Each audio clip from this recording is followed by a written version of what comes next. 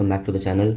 आई know काफ़ी दिनों के बाद I am uploading this video because मेरे एग्जाम्स आ गए थे एंड अभी भी करेंटली एग्जाम्स चल ही रहे हैं। सो एनीवेज, अब हम लोग पढ़ने जा रहे हैं रे ऑप्टिक्स। हमने इससे पहले 12th के काफ़ी चैप्टर्स मॉडर्न फिजिक्स जैसे कि वो कवर कर लिया, मैग्नेटिज्म कर लिया, इलेक्ट्रोमैग्नेटिक वेव्स कर लिया हमने, है ना, और हमने सॉलिड्स कर लिया है, थर्मोडायनेमिक्स और केटीजी भी कर लिया है। अभी हम लोग रे ऑप्टिक्स कर रहे हैं। इसके बाद के चैप्टर्स के डिटेल्स मैं कम्युनिटी पोस्ट में कर दूंगा अपलोड, ठीक है। अब वहाँ से जाकर के चेक कर सकते हो, ठीक है। उसके अलावा ये जो नोट्स होगा या फिर ये जो हाईलाइटेड एनसीईआरटी होगी जो मैंने हाईलाइट कर रखा है, सिर्फ आप जाकर पढ़ना है, आपको मिल जाएगा टेलीग्राम पे। टेलीग्राम पे आपको कुछ नहीं करना, आपको जाना है और आपको सर्च करना है @काशिफ रज़ा एम्स, ठीक है।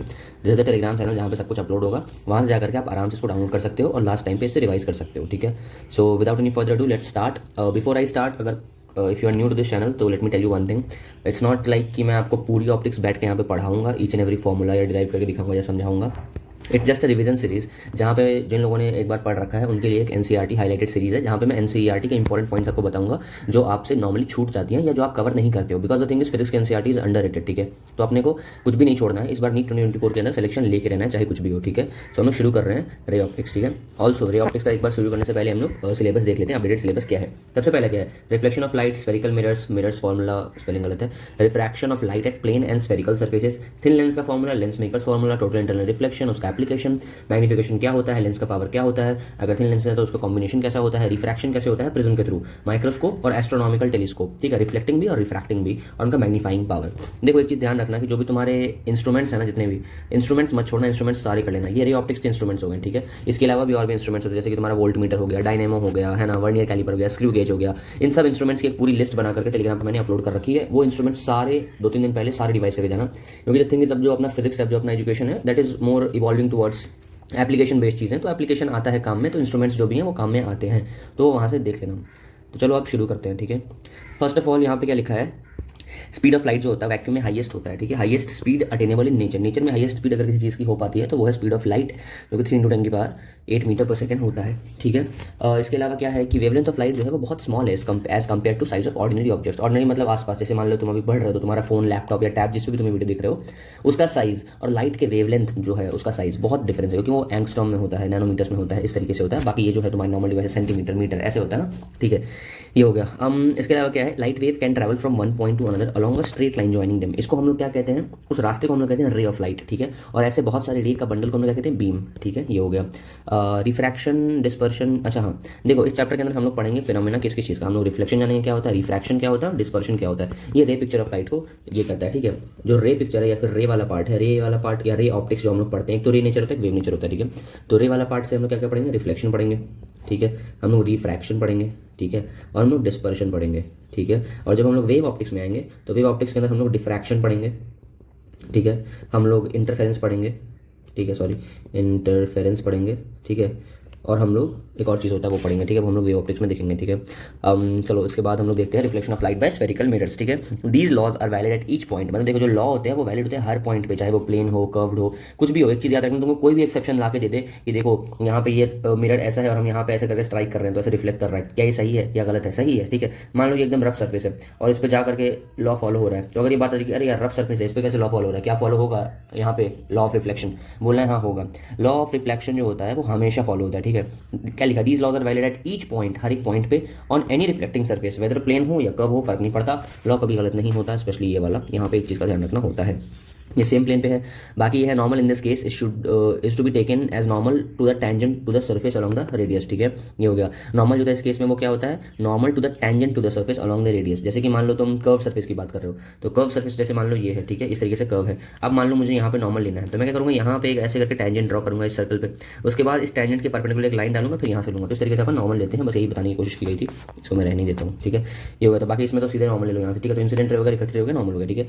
आगे बढ़ते हैं। अब यहाँ क्या लिखा हुआ, we have already studied the geometrical surface, spherical mirror जो होता है इसका जो सेंटर होता है उसको हम कहते हैं पोल, ठीक है। लेंस का अगर सेंटर होगा उसको हम कहेंगे ऑप्टिकल सेंटर कह देंगे वहीं पे, ठीक है। ये हो गया। बाकी उसके बाद पोल और सेंटर ऑफ कर्वेचर को जो लाइन जोड़ता है उसको हम कहते हैं प्रिंसिपल एक्सिस, जैसे यहाँ पर है, ठीक है। उसके बाद स्फेरिकल लेंसेज में ऑप्टिकल सेंटर तो होता ही है जो कि पोल जैसा होता है वहाँ पे, और उसको प्रिंसिपल फोकस के साथ जो जोड़ता है उसको हम लोग कहते हैं प्रिंसिपल एक्सिस। वहाँ पे साइन कन्वेंशन कौन सा यूज करते हैं, कार्टेशियन यूज करते हैं, ठीक है। सारे डिस्टेंसेस कहाँ से मेजर किए जाते हैं, पोल से मेजर किए जाते हैं, ठीक है। या फिर अगर लेंस है तो क्या हो जाएगा, वहीं पे ऑप्टिकल सेंटर हो जाएगा, ठीक है। और उसके बाद कैसे लेते हैं कि सेम डायरेक्शन है, अगर इंसिडेंट लाइट इधर से आ रही है तो, और अगर इसी डायरेक्शन में अगर है कोई चीज़ तो मतलब उसको क्या लेंगे हम लोग, पॉजिटिव लेंगे, ठीक है। और उसके ऑपोजिट अगर कोई चीज़ है तो उसका नेगेटिव लेंगे, ऊपर होता है तो पॉजिटिव, नीचे होता है तो नेगेटिव, सिंपल वही चीज़ यहाँ लिखी हुई है, ठीक है। जो रेज जो होते हैं प्रिंसिपल एक्सिस के पैरेलल होते हैं उसको हम क्या कहते हैं, पैरा एक्सियल कहते हैं, मतलब पोल के पास आकर के वो करते हैं और स्मॉल एंगल बनाते हैं वहाँ पे, ठीक है। उसके बाद फिर क्या होता है, ये पैरा एक्सियल रे अगर होता है तुम्हारा एक्सिस के पैरेलल, पैरा टू एक्सिस, ठीक है, ये रिफ्लेक्ट करते हैं और कन्वर्ज करते हैं, ठीक है, और एक जगह पर आते हैं, ठीक है। और अगर वही चीज़ मान लो तुम्हारा कॉन्वेक्स मिरर है तो दे अपियर टू डाइवर्ज, मतलब अगर मान लो यहाँ से आओगे ना तो यहाँ से आके ऐसे रिफ्लेक्ट कर जाएगा, ठीक है, इस तरीके से होगा।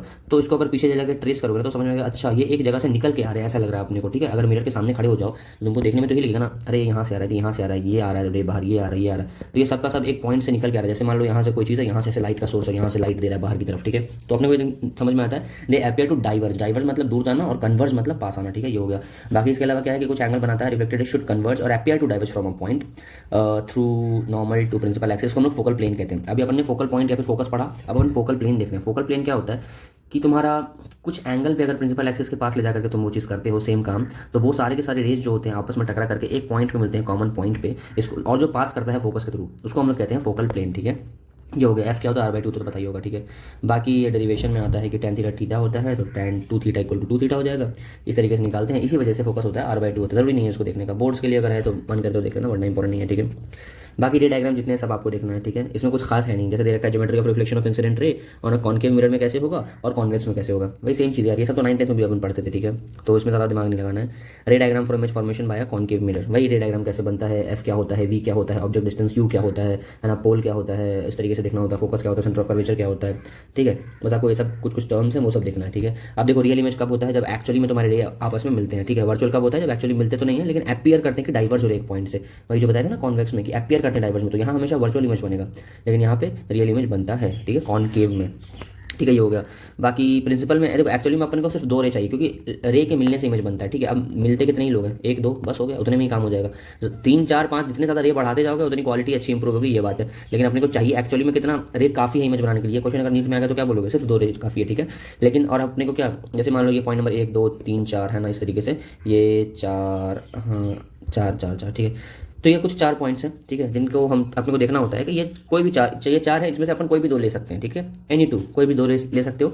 जैसे मान लो एक रे जो होता है वो पैरेलल जाएगा तो फोकस से पास कर जाएगा, ये बात जानते हो, ठीक है। अगर सेंटर ऑफ कर्वेचर से पास करेगा तो वापस अपने पाथ को रिट्रेस कर लेगा, टकरा के एकदम बिल्कुल बैक, है ना। अगर मान लो तुम्हारा टुवर्ड्स द फोकस है तो पैरेलल हो जाएगा, है ना, या फिर है ना पैरेलल हो जाएगा प्रिंसिपल एक्सिस पे, थ्रू द फोकस पास करता है, या तो फोकस के थ्रू पास कराओ या डायरेक्टेड टुवर्ड्स द फोकस हो। जैसे अगर कॉन्केव है तो तुम्हारा फोकस के थ्रू रे पास कर सकता है, लेकिन वही चीज़ अगर तुम्हारा कॉन्वेक्स है तो फोकस के थ्रू नहीं, लेकिन मान लो फोकस अगर यहाँ है तो अपियर करेगा कि हाँ इसके तरफ अपन ने भेजा है, तो लगेगा कि इसकी तरफ जा रहा है, तो यहाँ से पैरेलल हो जाएगा, ये यहाँ से पैरेलल हो जाएगा, ठीक है।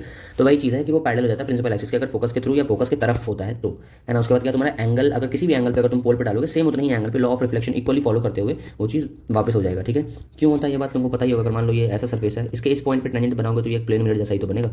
अब यहाँ पे नॉर्मल डालोगे तो नॉर्मल यही आएगा, अब कितने भी एंगल पे डालो उतने पे ही जाएगा, ऐसे डालोगे ऐसे आएगा, ठीक है, ऐसे डालोगे ऐसे आएगा, है ना। तो वही सेम चीज़ है, ठीक है।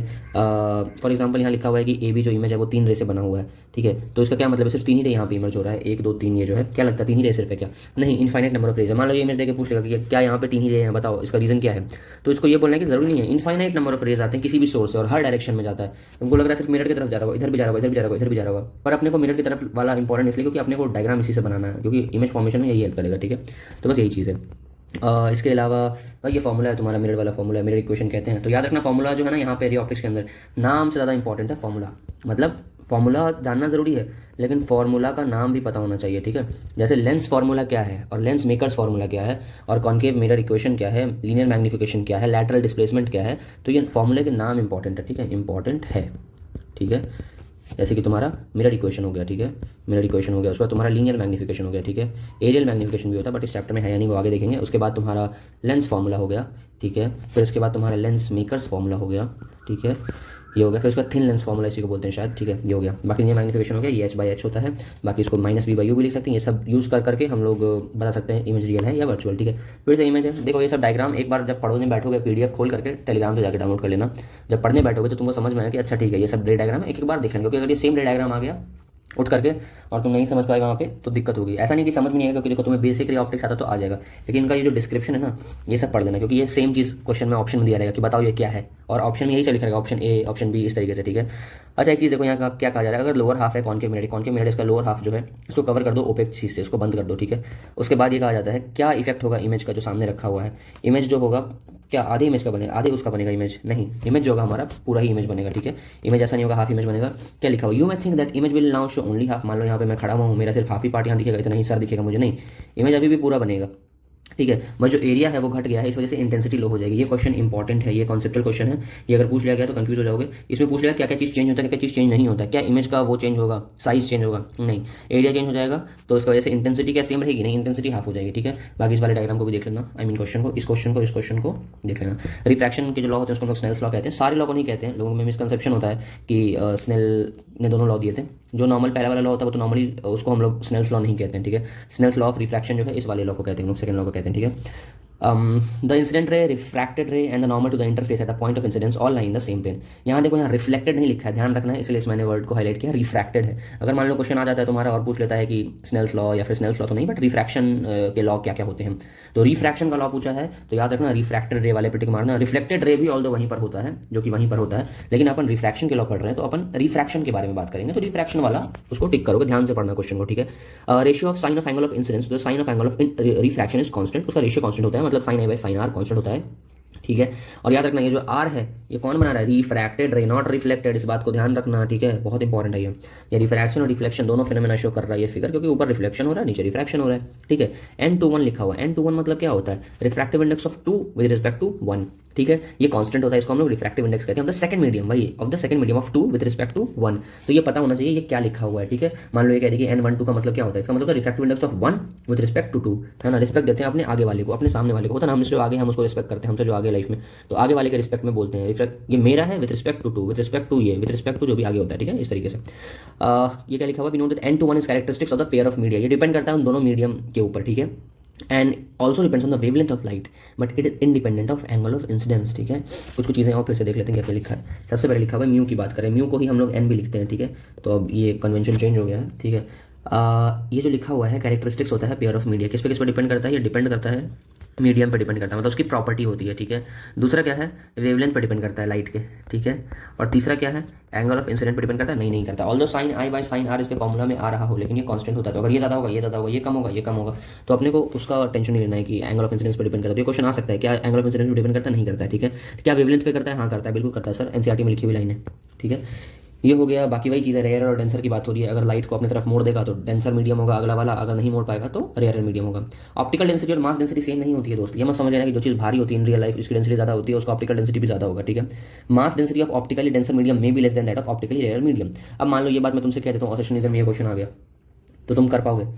जैसे फॉर एग्जांपल ये है कि possible that mass density of an optically denser medium may be less than that of optically rarer medium, ये आ गया असर्शन। और रीजन आ गया ये, फॉर एग्जांपल टर्पेंटीन और वाटर में मास डेंसिटी टर्पेंटीन का कम होता है वाटर से, बट ऑप्टिकल डेंसिटी ज़्यादा होती है। एग्जांपल आ सकता है और सीधा आएगा। ठीक है, मजाक नहीं कर रहा हूँ, इसको ध्यान रखना। ठीक है, तो अगर असर्शन ये है और अगर रीजन ये है तो आपका असर्शन रीजन में आंसर क्या होगा, ABCD होता है ना असर्शन रीजन में, कि ए तब करते हैं जब असर्शन सही है, रीजन सही है, और असर्शन जो है उसका राइट रीजन दे रखा है, उसी का रीजन है। तो इसमें आंसर ए होगा या बी होगा, बताओ। यस, वेरी गुड, बी होगा। द थिंग इज कि यहाँ ये लिखा हुआ है कि mass density of an optically denser medium may be less than that of optically rarer है। ठीक है, तो क्या इसका रीजन ये है कि टर्पेंटीन लाइटर होता है पानी से और उसके बाद ऑप्टिकली डेंसिटी ज़्यादा होती है, ये इसका रीजन थोड़ी है, ये तो एक एग्जाम्पल है ना, समझो बात को। ये असर्शन रीजन में उसका एग्जाम्पल है, तो इसका आंसर बी होगा। असर्शन सही है, रीजन सही है, बट रीजन को करेक्ट एक्सप्लेनेशन नहीं है इस चीज़ का। समझ में आई बात। जैसे मान लो मैं कह देता हूँ कि मेरे पास मैं किताबें पढ़ता हूँ, ठीक है, और एग्जांपल दे देता हूँ मैं कि मुझे एनाटॉमी की बुक पसंद है, ठीक है, तो ये कोई दोनों बात सही है, ठीक है, बट ये कोई रीज़न नहीं है कि मैं किताब क्यों पढ़ता हूँ। मैं किताब इसलिए पढ़ता हूँ ताकि मेरे मार्क्स अच्छे हैं, मैं समझ पाऊँ कि क्या लिखा हुआ है, ठीक है, तो ये वाली बात होती है। इसलिए ये इसका रीज़न सही नहीं है, but this is one of the correct statements, तो यहाँ पे इसको गलत भी नहीं कहेंगे। एनीवेज मैंने सोचा कि रीज़न करवा दूँ। ये देखो लैटरल शिफ्ट कैसे होता है, मतलब लाइट ऐसे गई और इसको सीधा ट्रेस कर दो और यहाँ से देखो फाइनली कितना शिफ्ट हुआ, उसको हम लोग बोलते हैं लैटरल शिफ्ट। पैरेलल स्लैब होता है ये। बाकी वही है कि अगर मान लो 2 रिफ्रैक्टिव इंडेक्स 3 2 लिखा हुआ है, तो यहाँ पे 3 मीडियम अगर मान लो आ जाते हैं, ठीक है, तो यहाँ पे 3 1 × 1 2 कर दोगे तो तुम्हारा ये हो जाएगा। इस तरीके से समझो ना, बीच बीच में 1 आ रहा है ना, दोनों को हटा देना, ठीक है, दोनों साइड वाले को लिख देना, ठीक है।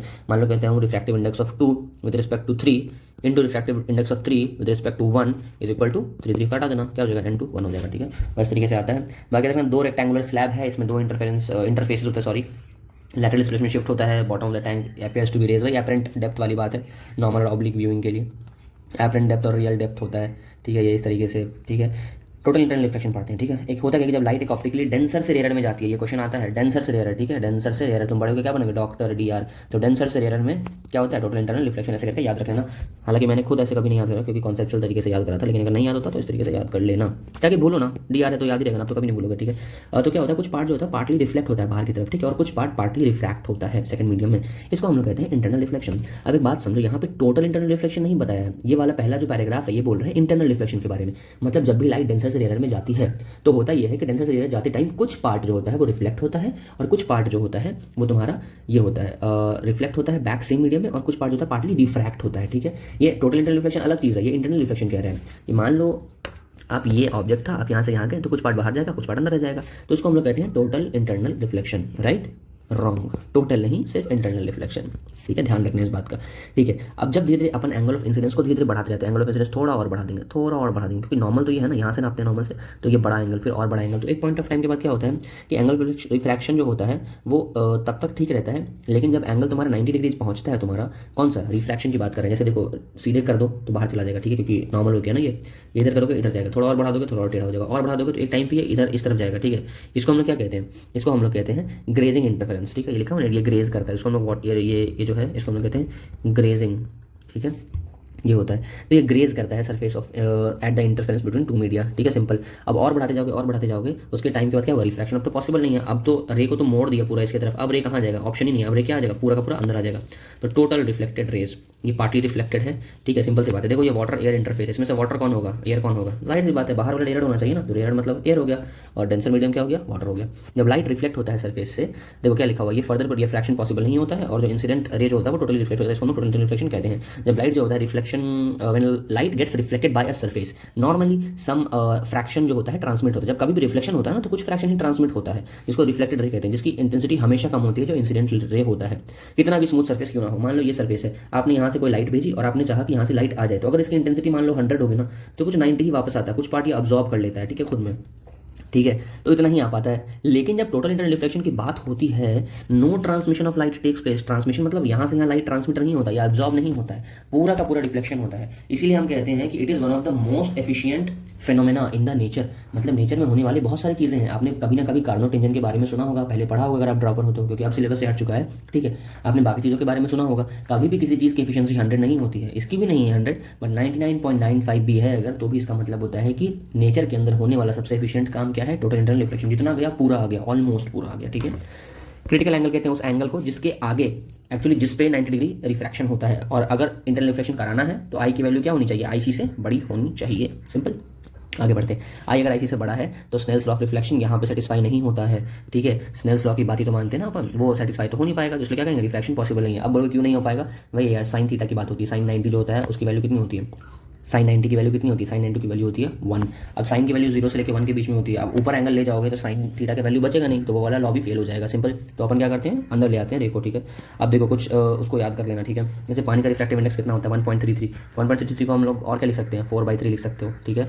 क्राउन ग्लास का 1.52 होता है, इसका 1.62, बस एक डिजिट बढ़ा देना, और इसका 2.42 यहाँ से बढ़ा देना, और ऐसे याद रख लेना इसको कि देखो 1 1 2 1 1 ऐसे याद रख लेना, ठीक है। 0.2 ठीक है, 4 5 6 2 2 2, ठीक है, इस तरीके से हो गया। अब 2.42 किसका है, डायमंड का है, ठीक है।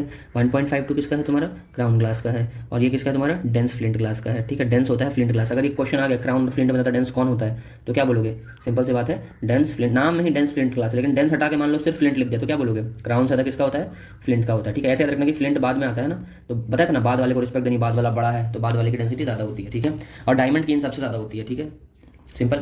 ऐसा मत बोलने लगना कि डायमंड भी तो डी से होता है, मतलब जहाँ पे ट्रिक की जरूरत है वहाँ ग्लास वाली बात है ना, क्राउन ग्लास और डेंस फ्लिंट ग्लास। डायमंड का तो बहुत ज़्यादा होता है, तो तुम्हें साफ साफ दिख रहा है, ठीक है। डायमंड का क्रिटिकल एंगल कितना होता है, इसको एक बार देख लेना, 24.41। अगर मान लो हम 25 डिग्री पे कोई लाइट भेजते हैं ना डायमंड के अंदर, तो वो टकरा टकरा के बहुत तेज रिफ्लेक्शन करता है, इसलिए डायमंड जो है वो नॉर्मली चमकता हुआ हमें दिखता है। तो कहते हैं ना हम लोग हीरे को तराशते हैं, मतलब डायमंड को और ज़्यादा हम लोग वो करते हैं, तो उसमें क्या करते हैं, बेसिकली उसका ऐसे कट्स लगाते हैं डायमंड में कि उसका जो रिफ्लेक्शन है वो टोटल इंटरनल रिफ्लेक्शन ही हो उसके अंदर, और बहुत तेज चमके वो कभी भी, ठीक है। टोटल इंटरनल रिफ्लेक्शन अगर कभी डिमॉन्स्ट्रेट करना हो तो क्या एक्सपेरिमेंट कर सकते हो, एक लेजर लो, पॉइंटर लो, कुछ ड्रॉप्स ऑफ मिल्क डालो सस्पेंशन में, सस्पेंशन बनाओ पानी में, और उसको घोल लो, ठीक है। जब तक टर्बिड हो जाए, मतलब थोड़ा धुंधला धुंधला दिखने लग जाए, उसके बाद लेजर पॉइंट लो, उसको शाइन करना चालू करो। उसके बाद क्या होगा, तुमको देखने को मिलेगा यहाँ पे, ठीक है, इस तरीके से देखने को मिलेगा। करो करो करो करो, एक टाइम होगा जब यहाँ पे 90 डिग्री हो जाएगा एक एंगल पे, ठीक है, ऐसा हो जाएगा। उसके बाद क्या होगा, पूरा अंदर आने लग जाएगा, ठीक है। है ना, ये करने लग जाएगा। और ऑब्लिक करोगे टोटल इंटरनल रिफ्लेक्शन हो जाएगा, ठीक है। और देखो अगर इसी को टेस्ट ट्यूब में कर दो तो ये चीज़ तुमको सेम कहीं ना कहीं एक ऑप्टिकल फाइबर का एप्लीकेशन दिखा रहा है कि देखो ऑप्टिकल फाइबर में ऐसे ही होता है, ठीक है। ये हो गया, है ना। यहाँ क्या लिखो, refraction due to glass of beaker neglected being very thin, वही सेम चीज़ है, यहाँ पर रिफ्रैक्शन को निगलेक्ट कर दिया जाता है। टोटल इंटरनल रिफ्लेक्शन और उसका नेचर और टेक्नोलॉजी एप्लीकेशन, ये इंपॉर्टेंट है। टोटल इंटरनल रिफ्लेक्शन का एप्लीकेशन क्या होता है, क्योंकि मैंने बताया ना स्टार्टिंग में एप्लीकेशंस इंपॉर्टेंट हैं, ठीक है। प्रिज्म की बात करते हैं, प्रिज्म डिजाइन करते हैं लाइट को ऐसे कि वो 90 या 180 डिग्री पे बेंड कर दे, है ना। Make use of total internal reflection, ठीक है। यहाँ क्या लिखा हुआ है कि इन्वर्ट करते हैं बिना साइज को चेंज किए हुए, ठीक है, पहली बात। दूसरी बात क्या लिखा हुआ है कि in first 2 cases the critical angle of the material of prism must be less than 45 degree, ठीक है, 45 से कम होना चाहिए, है ना। This is true for both crown glass and dense flint glass, ठीक है। 45 से कम होना चाहिए, क्योंकि 45 से ज़्यादा हुआ तो फिर वो इंटरनल रिफ्लेक्शन नहीं हो पाएगा, ठीक है। यहाँ क्या लिखा हुआ है देखो, ये 41 है, ये 37 है, ये दोनों का एंगल जो भी होता है, पर ये कहीं ना कहीं 45 से दोनों के दोनों कम है। तो क्या लिखा हुआ है ये कि प्रिज्म जो होते हैं ये इस तरीके से करते हैं कि use to invert image without changing their size, ठीक है। फर्स्ट 2 केसेस में क्रिटिकल एंगल जो है मटेरियल का it must be less than 45 degree, ठीक है। It is true for both crown and dense flint glass. देखो नहीं समझ में आया तो ये समझो, ये फर्स्ट 2 केसेस ये हैं ए और बी, ठीक है। अब देखो ये 45 है, ये 45 है, ये 90 है, तो जब ये टकराएगा यहाँ पे तो एंगल कितना बनेगा, ये 45 ये 90, तो ये कितना हो जाएगा 45। तो जाहिर सी बात है एंगल ऑटोमेटिकली 45 का ही बन रहा है इसका। तो 45 अगर उससे छोटा होगा क्रिटिकल एंगल तभी तो अंदर की तरफ मुड़ेगा ना, वरना ये रे तो बाहर चले जाना चाहिए, है ना। 45 से कम होना चाहिए। इस मटेरियल, ये जो पूरा मटेरियल है इसकी खुद की कैपेबिलिटी या फिर टोटल इंटरनल रिफ्लेक्शन की, इसका IC should be less than 45 degree, तभी टोटल इंटरनल रिफ्लेक्शन हो पाएगा। इस बात को याद रखना है, चाहे डेंस ग्लास हो चाहे फ्लिंट ग्लास हो, क्योंकि दोनों का जितना भी होता है 45 से कम होता है, इतना याद रखना है, ठीक है। ऑप्टिकल फाइबर का यूज़ कहाँ होता है, ऑडियो और वीडियो सिग्नल भेजने के लिए high quality of composite glass लेते हैं या फिर क्वार्ट्स फाइबर लेते हैं, ठीक है। फाइबर कौन सा लेते हैं याद रखना, क्वार्ट्स का फाइबर लेते हैं। कोर होता है, क्लैडिंग होता है। कोर जो होगा वो हायर होगा देन क्लैडिंग। जाहिर सी बात है किसी चीज़ का कोर मजबूत होता है, यानी कि कोर जो होता है वो डेंसर होता है और ये रेयर होता है, ऑब्वियस सी बात है ना। इस तरीके से याद रख सकते हैं। कोई एप्रिशिएबल लॉस होता नहीं है इंटेंसिटी ऑफ लाइट का, दूसरे जगह पे जाता है, strikes at the angle at, मतलब वही है कि लार्जर क्रिटिकल एंगल पे करता है तभी हो पाएगा ना रिफ्लेक्शन, टोटल इंटरनल रिफ्लेक्शन। और ट्रांसमिटिंग और रिसीविंग सिग्नल्स कर सकते हो, इलेक्ट्रिकल सिग्नल्स, ठीक है। और फिर वहाँ पे उसको लाइट में कन्वर्ट कर लिया जाता है बाय सुटेबल ट्रांसड्यूसर। ट्रांसड्यूसर्स क्या होते हैं, जैसे कि प्लांट जो होता है अपना बायो में पढ़ते हो, ट्रांसड्यूसर होता है, मतलब एक फॉर्म ऑफ एनर्जी को दूसरे फॉर्म में कन्वर्ट करता है। फॉर एग्जांपल अगर उसने सनलाइट लिया तो उसको वो केमिकल एनर्जी में बना लेगा, ठीक है। तो वही सेम चीज़ है कि तुम लाइट को, ये इलेक्ट्रिसिटी को लाइट में कन्वर्ट कर रहे हो, सूटेबल ट्रांसड्यूसर डिवाइसेस होते हैं उससे, ठीक है। हम लोग for example light pipe use करते हैं visual examination of internal organ, जैसे कि ईसोफेगस, स्टमक, इंटेस्टाइन। सोच रहे हो फिर इसके किताब के अंदर ये सब नाम लिखे हुए हैं, है ना। तो ईसोफेगस हो गया, स्टमक हो गया, इंटेस्टाइन हो गया, ये सब देखने के लिए अपन लाइट पाइप यूज़ करते हैं। और ये लाइट पाइप की तरह क्या यूज़ होता है, ऑप्टिकल फाइबर्स की बात हो रही है, ठीक है। डेकोरेटिव लैंप में इस्तेमाल होता है, जिसका फ्री एंड पे क्या होता है, फाउंटेन की तरह रहता है, और उसका एंड जो होता है वो चमक रहा होता है, ठीक है। ये हो गया free and dot of light की तरह दिखता है, ऑप्टिकल फाइबर ही होते हैं। मेन रिक्वायरमेंट जो होता है ये क्या होता है कि बहुत कम एब्जॉर्प्शन करता है लाइट का, ठीक है, इसलिए बहुत ये होता है। ये कैसे होता है, हम लोग प्यूरिफिकेशन और स्पेशल प्रिपरेशन के थ्रू करते हैं, ठीक है। जैसे कि तुम्हारा क्वार्ट्स हो गया, सिलिका ग्लास फाइबर के अंदर क्या होता है, ट्रांसमिट कर सकते हो 95% ऑफ लाइट 1 किलोमीटर ज़्यादा डिस्टेंस पे। तो वही चीज़ है, यहाँ पे कुछ कुछ नाम है उसको याद रख लो। फॉर एग्जांपल क्या लिखा हुआ है कि अपन क्या करते हैं, क्वार्ट्स यूज़ करते हैं, sorry let me use the pen, है ना। अपन क्या यूज़ करते हैं, क्वार्ट्स यूज़ करते हैं, ठीक है। फिर जो होता है तुम्हारा सिलिका ग्लास फाइबर होता है वो 95% लाइट को कहाँ तक भेज सकता है, 1 किलोमीटर तक भेज सकता है, ठीक है।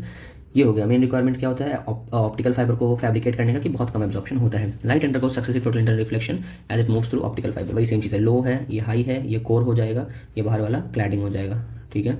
सिंपल डबल डी, ठीक है, हो गया। स्फेरिकल सर्फेसेस और लेंस, ठीक है। यही है कि एक infinitesimal part of spherical surface can be regarded as a planar and the same laws of refraction can be applied at every point. अब बोलोगे रिफ्लेक्शन क्यों नहीं पढ़ रहा है, रिफ्लेक्शन तो पीछे ही पढ़ लिया ना यार, रिफ्रैक्शन अभी पढ़ेंगे, ठीक है। ये हो गया। वही सेम बात है, ये कह रही है अगर स्फेरिकल सर्फेस लोगे ना उसका बहुत छोटू सा पार्ट देखोगे ना, इसको बड़ा करके, तो ये एक प्लेन ही पार्ट देखने को मिलता है, स्ट्रेट ही होता है, ठीक है। तो वही सेम चीज़ है। और फिर वरना अगर दिक्कत है तो टेंजेंट बनाओ, उसके बाद करो जैसे मैंने बताया, ठीक है। तो अपन क्या करते हैं, लेंस मेकर्स फॉर्मूला करते हैं, फिर लेंस फॉर्मूला, ठीक है। रिफ्रैक्शन है, दो मीडिया को सेपरेट करते हुए, चाहो इसको देख लेना, रे डायग्राम दे रखा है, बस बेसिक रे डायग्राम है, इसमें कुछ डेरिवेशन नहीं है। डेरिवेशन जो निकल करके आता है वो यहाँ पर पे आता है, और ये जो है ये फॉर्मूला निकल करके आता है, ये रिलेशन देखने को मिलता है, ठीक है, रिफ्रैक्टिव इंडेक्स के बीच में, ठीक है। ये वाला ये क्वेश्चन है, इसको कर लेना। लेंस के थ्रू रिफ्रैक्शन जो होता है उसमें ये फॉर्मूला निकल करके आता है, इसको हम क्या कहते हैं, लेंस मेकर्स फॉर्मूला, ठीक है। लेंस मेकर्स फॉर्मूला क्यों कहते हैं लेंस मेकर, क्योंकि जो लेंस बनाने वाले होते हैं ना, लेंस मेकर जो होते हैं, डिज़ाइन जो होता है लेंस का, डिजायर्ड फोकल लेंथ का इसी फॉर्मूला से यूज़ होता है। तो पूछ लिया जाए कि लेंस मेकर फॉर्मूला का इस्तेमाल क्या है, तो लेंस का डिजायर्ड फोकल लेंथ को बनाने में, ठीक है, डिजायर्ड फोकल लेंथ का वो बनाने में काम आता है, ठीक है। फॉर्मूला कॉनकेव लेंस के लिए भी ट्रू है, क्योंकि अपन ने डिराइव किया होगा कॉन्वेक्स पे शायद इसको, जो भी है। तो ये कॉनकेव के लिए भी ट्रू है, R1 बस निगेटिव हो जाएगा, R2 पॉजिटिव हो जाएगा, F तुम्हारा निगेटिव हो जाएगा, ठीक है। Further DI1 is negative as a distance measure against the direction of incident light. ये तो अपने कार्टेशियन उसमें देख लिया था ना, कार्टेशियन के हिसाब से कैसे लेते हैं, ठीक है। अब देखो 1/v minus 1/u equal to 1/f, this is called thin lens formula. ध्यान रखना ये लेंस फार्मूला अलग है और लेंस मेकर फार्मूला अलग है, ठीक है। यहाँ पे याद रखना, though we derived it for real image form by convex lens, लेकिन ये फॉर्मूला दोनों के लिए होता है, कॉन्वेक्स के लिए भी कॉन्केव के लिए भी। बोला ना पीछे भी वही था कि डेरिवेशन कॉन्वेक्स के लिए की थी, बट एप्लीकेबल दोनों के लिए है, और ये रियल वर्चुअल दोनों में लगा सकते हो, है ना। ये चीज़ है कि दोनों फोकाई जो होता है डबल कॉन्वेक्स या कॉन्केव जो भी होता है वो इक्विडिस्टेंस होता है ऑप्टिकल सेंटर से। तो okay, first focal point, second focal point. जैसे मान लो एक ये लेंस है, एक ये लेंस है। अब मान लो इसमें से कौन सा फर्स्ट फोकस है, जैसे इसके दो फोकस होंगे ना, F1 F2 फॉर एग्जांपल, और इसका F1 इधर F2 इधर, तो दोनों में से फर्स्ट फोकल पॉइंट कौन होगा? जिधर ऑब्जेक्ट रहता है वो फर्स्ट फोकल पॉइंट होता है। अगर मान लो ऑब्जेक्ट यहाँ रख दिया हो, क्या लिखा हुआ है, the focus on the side of the source of light, उसको कहते हैं फर्स्ट फोकल पॉइंट, बाकी दूसरे को सेकंड। तो ये दिमाग में मत लाना कि लेफ्ट साइड को फर्स्ट कहते हैं, राइट को सेकंड कहते हैं, या उल्टा। जिधर ऑब्जेक्ट रख दिया भाई F1 है, मान लो हम इधर ही ऑब्जेक्ट रख दिया मैंने, ठीक है, तो F1 ये हो जाएगा उस केस में, ठीक है। बस एक चीज़ का ध्यान रखना है। अब वही जो अपन ने पढ़ा था ना, वो 3-4 चीज़ें चाहिए, भले ही दो, लेकिन 2-3 अलग अलग रे है जहाँ से निकाल सकते हैं अपन, ठीक है। तो पहला क्या हो गया, पैरेलल कर दो प्रिंसिपल एक्सिस के, तो पास कर जाएगा सेकंड प्रिंसिपल फोकस के। याद रखना सेकंड से पास करेगा, फर्स्ट पे तो है ही भाई, फर्स्ट से थोड़ी पास कर जाएगा, ठीक है। रिफ्लेक्शन के बाद थोड़ी, फर्स्ट से तो सीधे ही पास करेगा, रिफ्लेक्शन के बाद सेकंड से पास करेगा, सेकंड फोकस से, ठीक है। ये हो गया, अगर कॉन्वेक्स है तो ये अपेयर करेगा कि यहाँ से डाइवर्ज कर रहा है ना, ऐसा लगेगा देखने को, ठीक है। ये हो गया, सॉरी ये वाला हो गया ना, ये हो गया इस तरीके से, ठीक है। अब इसके अलावा क्या है तुम्हारा, ray of light passing through first principal focus, ये हो गया। Ray of light incident on a concave lens appears to meet at the principal axis, है ना, अपेयर करता है to meet at the principal axis, emerge parallel हो जाता है उसके, ठीक है ठीक है ठीक है। ये लिखा हुआ है, ray of light incident on a concave lens for example appearing to meet the principal axis at second focus point. मान लो अगर आपने कोई रे को स्ट्राइक किया है और ऐसा देखने को लग रहा है कि वो सेकंड फोकल पे जाकर के मिलने वाला है, ठीक है, तो वो क्या करेगा आपका, वो पैरेलल हो जाएगा, सिंपल, ये हो गया। अब इसके अलावा क्या है, ये क्वेश्चन है, इसको कर लेना। पावर ऑफ लेंस क्या होता है, पावर ऑफ लेंस क्या बताता है, उसका कन्वर्जेंस या फिर डाइवर्जेंस। कन्वर्जेंस मतलब किसी चीज़ को तुम कितना पास ला सकते हो, डाइवर्जेंस मतलब तुम किसी चीज़ को कितना दूर भेज सकते हो, ठीक है। पावर ऑफ लेंस का ये डायग्राम दे रखा है, ये पावर 1/f होता है, यूनिट इसकी डायोप्टर होती है। डायोप्टर क्या होता है, अगर 1 मीटर लेंथ है तो 1 डायोप्टर उसका यूनिट होगा, डायोप्टर को हम लोग 1 मीटर इनवर्स भी लिखते हैं। ये क्वेश्चन है, इसको देख लेना। Combination of thin lenses and contract, दो लेंसेज को अगर कंबाइन कर दोगे कुछ नहीं है, फोकस को प्लस प्लस कर देना, ठीक है। और जितना पावर हो उसमें और plus, direct power directly plus होता है, फोकस जो होता है वो इनवर्स रिलेशन में प्लस होता है, ठीक है। मैग्निफिकेशन मल्टीप्लाई हो जाता है। ये क्वेश्चन है, इसको देख लेना। प्रिज्म, हाँ प्रिज्म अब आते हैं, ठीक है। तो प्रिज्म के रिफ्रैक्शन को अपन पढ़ते हैं, तो कुछ नहीं है, इसमें 2-3 फॉर्मूला है। R1 + R2 A के बराबर होता है, ठीक है। जो डेल्टा या फिर डिविएशन जो होता है वो यहाँ पे किसके बराबर होता है, 1 + E - A, I am sorry, I + E - A। ये R1 और R2 जो है वो क्या है, A के बराबर हो जाता है, यहाँ लिखा है ना। तो अपन क्या करेंगे, जब इस पूरे क्वेश्चन को खोलोगे बाहर तो क्या हो जाएगा, I - R1 + E - R2, ठीक है। तो यहाँ पे तुम्हारा R1 और R2 आ गए, यहाँ माइनस कॉमन कर लो और E को इधर भेज दो, I + E एक तरफ कर दो, माइनस बाहर कर दो और R1 + R2 कर दो, ये A के बराबर होता है, तो क्या हो जाएगा, I + E - A। ये होगा तुम्हारा डिविएशन कितना होता है एक प्रिज्म के थ्रू, ठीक है। ये भाई बहुत इंपॉर्टेंट है, ठीक है। एंगल ऑफ डिविएशन और इसका डायग्राम जो होता है बहुत इंपॉर्टेंट है, ठीक है। नाइकी का सिंबल देखो ऐसे टिक होता है, बस वैसे ही बना के आ जाना, ठीक है। लेकिन इतना ध्यान रखना कि ये सिमेट्रिकल नहीं होता है, एसिमेट्रिकल होता है, इधर ज़्यादा बड़ा है, इधर थोड़ा कम बड़ा है, ठीक है, इस तरीके से। और कितने पे, I = E के बराबर होता है यहाँ पे, ठीक है। ये हो गया तुम्हारा एंगल ऑफ इंसिडेंस है, यहाँ पे दे रखा है तुम्हारा, और तुम्हारा ये दे रखा है, ठीक है। इस तरीके से ये डायग्राम को देख लेना, ठीक है। और ये देख लेना ये कहाँ पे लाई करता है, 50 से थोड़ा ज़्यादा पे है, ठीक है, बीच में 50 पड़ेगा, उससे आगे थोड़ा, और ये 40 डिग्री के करीब है डिविएशन समथिंग, है ना। इस तरीके से देखना 42 के करीब होगा शायद, जो भी है, ठीक है। बस यही हो गया। और ये सब फॉर्मूला जो भी देखते हो इससे क्या समझ में आता है कि थिन प्रिज्म जो होते हैं लाइट को उतना डिविएट नहीं करते हैं, ठीक है। Thin prism do not deviate light much. Optical instruments most important भाई। ऑप्टिकल इंस्ट्रूमेंट्स क्या क्या होते हैं, नाम बोलते चलो। अगर आ गया ऑप्शन में, इनमें से कौन सा ऑप्टिकल इंस्ट्रूमेंट नहीं है, या इनमें से कौन सा ऑप्टिकल इंस्ट्रूमेंट है, पेरिस्कोप होता है, ठीक है, कैलिडोस्कोप होता है, बाइनोकुलर होते हैं, जो होता है ना बाइनोकुलर दूरबीन जिसको बोलते हैं, टेलीस्कोप्स होते हैं, माइक्रोस्कोप्स होते हैं। माइक्रोस्कोप जब आप मेडिकल कॉलेज आओगे और जब अपनी फिजियोलॉजी की लैब में जाओगे तो वहाँ यूज़ करोगे, पैथोलॉजी में देखोगे, है ना, माइक्रोबायोलॉजी में देखोगे, हर जगह माइक्रोस्कोप का यूज़ पड़ता है। तो माइक्रोस्कोप अपन जानते हैं, टेलीस्कोप अपन जानते हैं, जो एस्ट्रोनॉमिकल चीज़ को देखने को यूज़ करते हैं। पेरिस्कोप यूज़ होता है दूसरी जगह पे, कैलिडोस्कोप भी यूज़ होता है। ये पेरिस्कोप और कैलिडोस्कोप तुम कंफ्यूज कर सकते हो, पेरिस्कोप स्टिल थोड़ा फेमस है, बट कैलिडोस्कोप थोड़ा याद रखना, ठीक है। खाली स्कोप देख के टिक मत मार देना, ये जो लिखा हुआ है ये नाम से याद कर लेना, ठीक है, 5 नाम है, ठीक है। ये सब हो गया, ठीक है। और क्या ऑप्शन है कि हमारा आई, क्या हमारा आई कोई ऑप्टिकल इंस्ट्रूमेंट है, ऑफ कोर्स, ठीक है। One of the most important optical devices in the nature, ठीक है। ये हो गया। तो अपना आंख भी एक ऑप्टिकल डिवाइस ही, ऑप्टिकल इंस्ट्रूमेंट ही है। ये वीडियो क्यों देख पा रहे हो, क्योंकि आंख है तुम्हारे पास।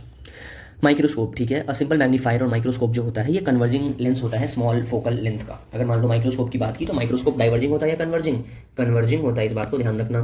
फोकल लेंथ बड़ा होता है या छोटा, छोटा फोकल लेंथ होता है, ठीक है। माइक्रोस्कोप में लेंस जो होता है ऑब्जेक्ट के पास ले जाते हैं, क्योंकि देखना माइक्रोस्कोप में जब भी तुम देखोगे, अगर तुमने लैब में एक्सपेरिमेंट करा होगा स्कूल में तो वहाँ पे भी होता है, तो कोई ऑब्जेक्ट यहाँ रखा हुआ है तो नियर द ऑब्जेक्ट ले जाते हैं, ठीक है। वन फोकल लेंथ अवे और लेस, ठीक है। आई जो होता है it is position close to the lens on the other side. The idea is to get erect magnified and virtual image, ठीक है। इरेक्ट मैग्नीफाइड और वर्चुअल इमेज, क्योंकि देखो इरेक्ट मतलब तुमको स्ट्रेट इमेज देखना है, ऐसा नहीं कि तुम देखने में किसी चीज़ को उल्टा दिख रहा है तुमको। मैग्नीफाइड काम ही क्या है, मैग्नीफिकेशन करना है। और वर्चुअल इमेज है उसका, रियल इमेज नहीं, क्योंकि रियलिटी में रेज मीट नहीं कर रहे हैं, दे अपीयर टू मीट, ठीक है। ये हो गया है ना, जब भी वर्चुअल होता है तभी इरेक्ट होता है, रियल में इरेक्ट होना मुश्किल है। I focus on near point, इस तरीके से देखते हैं हम, इस तरीके से डायग्राम बनता है पीछे की तरफ, ठीक है। यही वही है, ये कॉन्वेक्स लेंस वाला बाई कॉन्वेक्स लेंस है ना, और इसमें ऐसा करके बनता है, एक स्पेशल केस होता है, तुम पढ़े भी होगे, ये वाला वही सेम चीज़ है, एच हाइट, और ये है इन्फिनिटी से दूर से देखोगे तो कैसा दिखेगा। Simple microscope magnifying lens such that image जो है नियर द पॉइंट है, image is at the near point. दूसरा है कि एंगल जो subtended by the object is same at the near point, ठीक है। जो एंगल इसका हो रहा है वही एंगल इसका भी हो रहा है, ठीक है। जो एंगल ये बना रहा है वही एंगल ये भी तो बना रहा है ना आँख के साथ तुम्हारे, ठीक है, सेम बात है। अब इसके बाद क्या है, तुम्हारा object is near the focal point of the lens, the image for, ठीक है, ये सब इंपॉर्टेंट नहीं है, ठीक है। नियर पॉइंट कितना होता है, 25 सेंटीमीटर होता है अपने आँख का, ठीक है। मैग्नीफिकेशन का क्या हो जाएगा, 1 प्लस डी बाई एफ, ठीक है। कंपाउंड माइक्रोस्कोप पे अपन आते हैं, ठीक है। माइक्रोस्कोप वाले पार्ट में ही है ये, हाँ द माइक्रोस्कोप है 9.7.1, उसी में एक पार्ट है कंपाउंड माइक्रोस्कोप, ठीक है। अब कंपाउंड माइक्रोस्कोप कैसे होता है, देखो क्या लिखा हुआ है तुम्हारे, एक सिंपल माइक्रोस्कोप का एक लिमिटेड वो होता है ना, कोई सिंपल चीज़ है तो उसके लिमिटेड एप्लीकेशन होगा, 9 से नीचे मैग्नीफिकेशन होता है सिंपल माइक्रोस्कोप का, ठीक है। लेकिन अगर तुमको कॉम्प्लेक्स या सॉरी कंपाउंड माइक्रोस्कोप का देखना है उसका ज़्यादा होता है, ठीक है। क्या लिखा हुआ है, simple microscope has a limited maximum magnification less than equal to 9 for realistic focal lens, for much larger magnification one uses 2 lens. अब जब 2 लेंस यूज करेंगे तो क्या हो जाएगा, कंपाउंड माइक्रोस्कोप हो जाएगा। जो लेंस जो होता है ऑब्जेक्ट के पास होता है उसको हम कहते हैं ऑब्जेक्टिव, ऑब्जेक्ट के पास को क्या बोलेंगे, ऑब्जेक्टिव बोलेंगे, सीधी सी बात है ना, ऑब्जेक्टिव। ये क्या फॉर्म करेगा, याद रखो, रियल इन्वर्टेड मैग्नीफाइड रिम, ठीक है।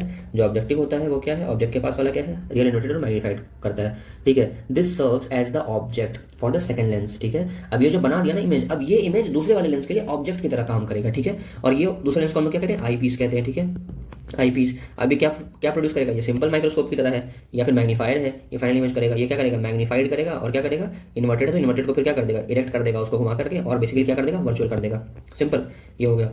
अब क्या लिखा हुआ है, clearly the final image is inverted with respect to the original object, ठीक है, ये हो गया।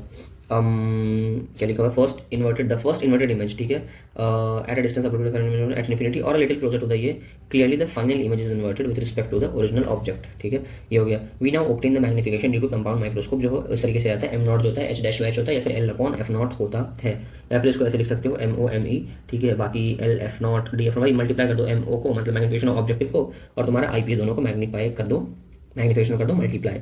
बाकी अदर फैक्टर्स भी जैसे कि इल्यूमिनेशन ऑफ द ऑब्जेक्ट हो गए, ये कंट्रीब्यूट करते हैं to quality and visibility of the image, ठीक है, याद रखना। इल्यूमिनेशन कितना चमक रहा है ऑब्जेक्ट, कितनी लाइट है उसमें, तो उसकी क्वालिटी और विजिबिलिटी वहाँ से पता चलती है। मॉडर्न माइक्रोस्कोप के अंदर मल्टी कॉम्पोनेंट लेंस लगते हैं, ठीक है, मल्टी कॉम्पोनेंट लेंस, और दोनों में यूज़ होता है, ऑब्जेक्टिव में भी आईपीस में भी। इससे क्या होता है, इमेज की क्वालिटी बढ़ जाती है। ये क्या इंप्रूव कर देता है कि ये ऑप्टिकल एब्रेशंस को मिनिमाइज, डिफेक्ट्स को मिनिमाइज कर देता है, ठीक है। तो अपना माइक्रोस्कोप यहाँ पे हो गया खत्म।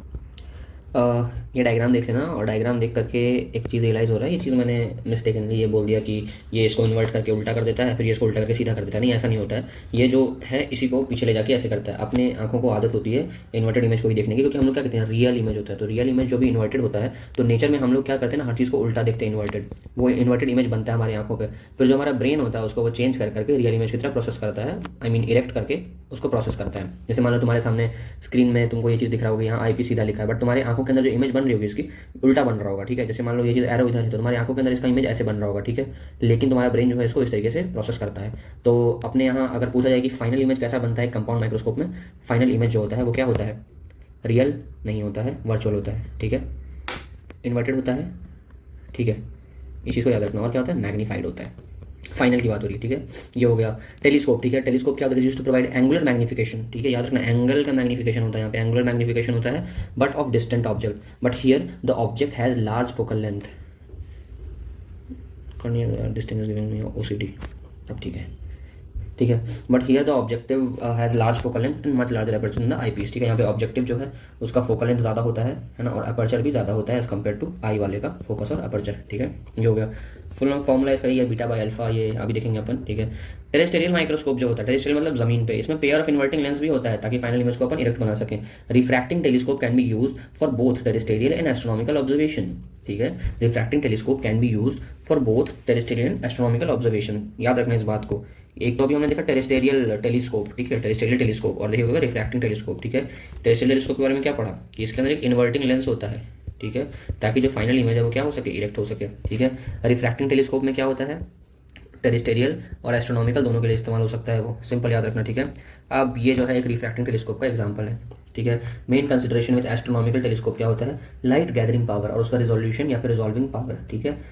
फॉर्मर मतलब जो तुम्हारा ये रिजोल्यूशन है क्लियरली डिपेंड करता है तुम्हारा I mean light gathering power जो है क्लियरली डिपेंड करता है एरिया ऑफ ऑब्जेक्टिव पे। लार्ज डायमीटर के साथ क्या होता है, फेंटर ऑब्जेक्ट देखने को मिलता है ना। रिजॉल्विंग पावर जो होता है फिर एबिलिटी टू ऑब्जर्व दो ऑब्जेक्ट को, ये क्लियरली डिपेंड करता है डायमीटर ऑफ ऑब्जेक्टिव। सुनो एक बात समझो, रिजॉल्विंग पावर रिजोल्यूशन क्या होता है। मान लो मैं ये कहता हूँ, मैंने यहाँ पे लगाया है जूम करके, मैंने यहाँ पे एक डॉट ये बनाया और एक डॉट ये बनाया, ठीक है। अब इसको तुम अगर छोटा कर दो तो दूर से क्या लग रहा है, एक ही डॉट लग रहा है ना, लेकिन अगर इसको पास ले जाओ, ठीक है, तो एक पॉइंट जैसे मान लो यहाँ से हमें लग रहा है वो एक ही डॉट है, ठीक है, फॉर एग्जांपल, बट इसको धीरे धीरे धीरे धीरे धीरे यहाँ तक लेगा और आगे लेगा, ठीक है। यहाँ पे जाके लग रहा है कि हाँ यार यहाँ से ना ये एक नहीं है एक्चुअली, ये दो हैं और ये सेपरेटेड भी हैं। तो ये पर्टिकुलर जो डिस्टेंस हुआ तुम्हारा इस इमेज के साथ, इसको अपन क्या कहते हैं, इसको हम लोग कहते हैं रिजॉल्विंग पावर, ठीक है। री मतलब क्या होता है दोबारा, और सॉल्व मतलब क्या होता है, सॉल्व कर दिया, तो भाई रिजॉल्व, ठीक है। दो चीज़ थी आपस में मिक्स हो गई, अपन ने उसको रिसॉल्व कर दिया, यानी कि रिजॉल्व कर दिया, तो इस चीज़ को कहेंगे रिजोल्यूशन। और पावर जो होगा अपनी आंख का या फिर अपने लेंस का उसको कहेंगे रिजॉल्विंग पावर, ठीक है। तो ये लिखा हुआ है कि एस्ट्रोनॉमिकल टेलीस्कोप में क्या अच्छी चीज़ होती है, पहला तो क्या उसका लाइट गैदर करने का पावर, लाइट गैदरिंग पावर, और दूसरा क्या होगा इसका रिजॉल्विंग पावर या फिर उसको रिजोल्यूशन भी कह सकते हैं। फॉर्मर चीज़ डिपेंड करता है, फॉर्मर मतलब दो चीज़ होती है, तो उसको हम लोग फॉर्मर और लैटर कहते हैं। फॉर्मर जो होता है वो डिपेंड करता है एरिया, लाइट गैदर कितना करेगा, एरिया ऑफ ऑब्जेक्टिव लेंस, ठीक है, सिंपल सी बात है ना। अगर ऑब्जेक्टिव लेंस का डायमर होगा तो फेंट चीज़ होगी ना वो भी अपने को दिख जाएगी, तो उसका लाइट अच्छे से गैदर हो पाएगा। बहुत बड़ा अगर ऑब्जेक्टिव है तुम्हारा तो तुमको फेंट चीज़ भी है वो दिख जाएगी, ठीक है। अब क्या लिखा है, रिजॉल्विंग पावर जो आरपी है वो किस पर डिपेंड करता है, ये भी डिपेंड करता है ऑब्जेक्टिव के ही डायमीटर पे, ठीक है। लार्जेस्ट लेंस ऑब्जेक्टिव जो होता है डायमीटर 40 इंच का है, ठीक है, 1.02 मीटर के करीब। कहाँ पर है ये, यर्क्स ऑब्जर्वेटरी विस्कॉन्सिन, यूएस में है, सिंपल याद रखना यूएस में है भैया, 40 इंच वाला लेंस, ठीक है, यूएस के अंदर है, ठीक है। अब इतना बड़ा लेंस बनाना भाई बहुत हैवी होता है, बहुत डिफिकल्ट होता है, उसको एज को सपोर्ट करना बहुत मुश्किल होता है ना। ये हो गया एक्सपेंसिव होता है, प्लस उसके बाद इतने बड़ी इमेज के अंदर इतने सारे क्रोमेटिक एब्रेशन और डिस्टॉर्शन होने के चांसेस होते हैं, ठीक है। इन सब रीजन की वजह से मॉडर्न टेलीस्कोप के अंदर क्या होता है, कॉनकेव मिरर इस्तेमाल होता है rather than लेंस। तो क्या यूज़ हो रहा है यहाँ पे, कॉनकेव मिरर। तो देखो हर एक चीज़ में यहीं से थ्योरेटिकल, इस पेज को अच्छे से पढ़ना दोस्त, क्योंकि यहाँ से क्वेश्चन बने जा रहे। अगर ये क्वेश्चन सब आने लग जाएंगे तो कंफ्यूज हो जाओगे, सिंपल सी बात है। हम लोग बात करें मॉडर्न टेलीस्कोप की, ठीक है। मॉडर्न टेलीस्कोप देखा था हमने, पीछे हमने क्या पढ़ा था, मॉडर्न माइक्रोस्कोप के बारे में पढ़ा था। देखो दिखाता हूँ, कहीं पर लिखा था मॉडर्न माइक्रोस्कोप, जहाँ पे माइक्रोस्कोप पढ़ रहे थे, ठीक है। Microscope microscope microscope